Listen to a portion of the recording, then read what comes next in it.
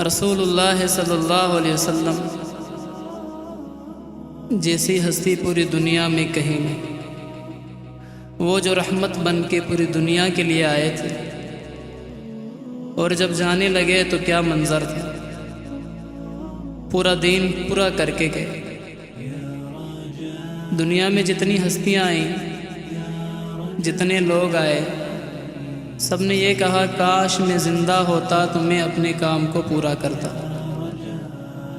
اگر سائنسدان کی بات کی جائے تو انہوں نے بھی یہ کہا اگر میں زندہ ہوتا تو آگے یوں کرتا۔ اگر کوئی اللہ والا ہے وہ بھی یوں فرماتے ہیں اگر میں زندہ ہوتا تو آگے میں اور اللہ کا قرب حاصل کرتا۔ تو آپ علیہ الصلوۃ والسلام کی ذات پاک جیسی ہستی، انہوں نے فرمایا کہ آج اللہ نے تم پر دین پورا کر دیا، الیوم اکملت لکم دینکم، کہ دین پورا ہو چکا ہے۔ اے صحابہ، اس دین کو ان لوگوں تک پہنچانا جن کے پاس اس دین کی خبر نہیں پہنچی۔ تو صحابہ رضوان اللہ اجمعین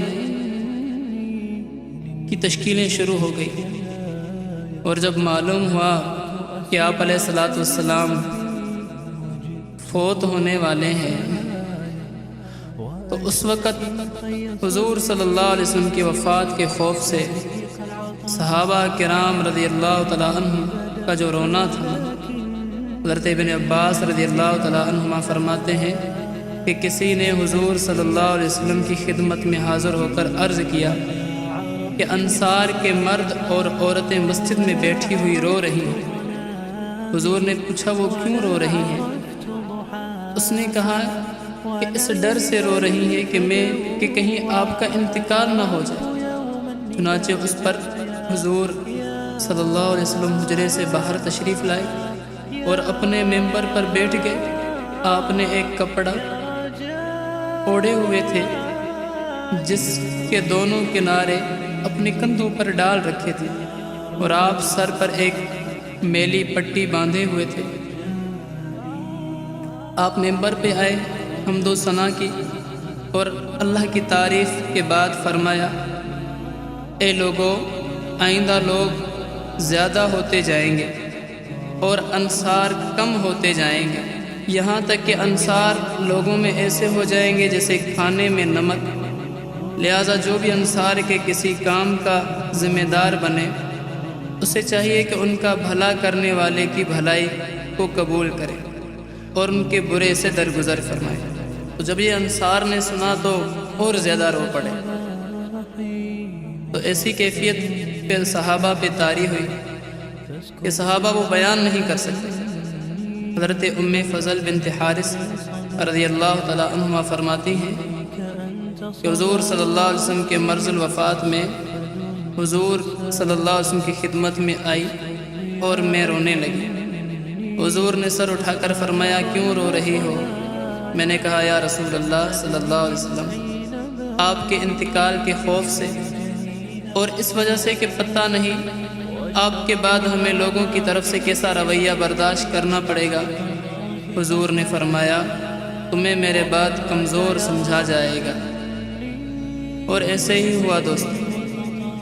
ایسی باتیں آپ علیہ الصلوۃ والسلام کی طرف سے جب پتہ لگتی تھی تو صحابہ رضوان اللہ اجمعین دہشت میں پڑ جاتے تھے، خوف میں پڑ جاتے تھے کہ اللہ کے رسول صلی اللہ علیہ وسلم جب جائیں گے تو ہمارے ساتھ کیا ہوگا۔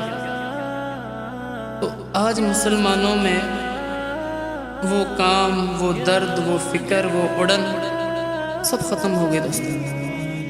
اللہ کے رسول صلی اللہ علیہ وسلم کے بارے میں آتا ہے کہ جب وہ نماز پڑھتے تھے تو آپ علیہ الصلوۃ والسلام کے سینہ اطہر سے آوازیں آتی تھی، ایسی آوازیں ہوتی تھی جیسے دیگچی چولہے پہ پڑی ہوئی ہو، اس میں اندر پانی ہو تو بلبلوں کی آواز آتی ہے نا، اسے گیس پہ رکھا جاتا ہے، تو آپ علیہ الصلوۃ والسلام کے سینہ اطہر سے ایسی آوازیں نکلتی تھی۔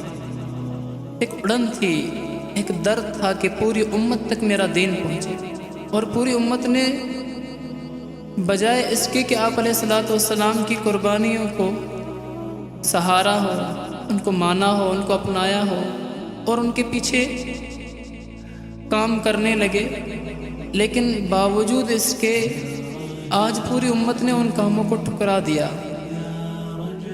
آج جس دنیا کے پیچھے ہم دوڑ رہے ہیں، دنیا ہم سے آگے دوڑتی چلی جا رہی ہے۔ صحابہ رضوان اللہ اجمعین غریب ہو کے بھی امیر بن گئے، آج ہم امیر ہو کے بھی غریب ہوتے جا رہے ہیں۔ دوستو، اصل ہے اللہ کے رسول صلی اللہ علیہ وسلم کی اتباع۔ تو اللہ تعالیٰ سے دعا ہے اللہ تعالیٰ ہمیں اور آپ کو رسول اللہ صلی اللہ علیہ وسلم کی اتباع کرنے کی توفیق عطا فرمائے۔ وآخر دعوانا الحمدللہ۔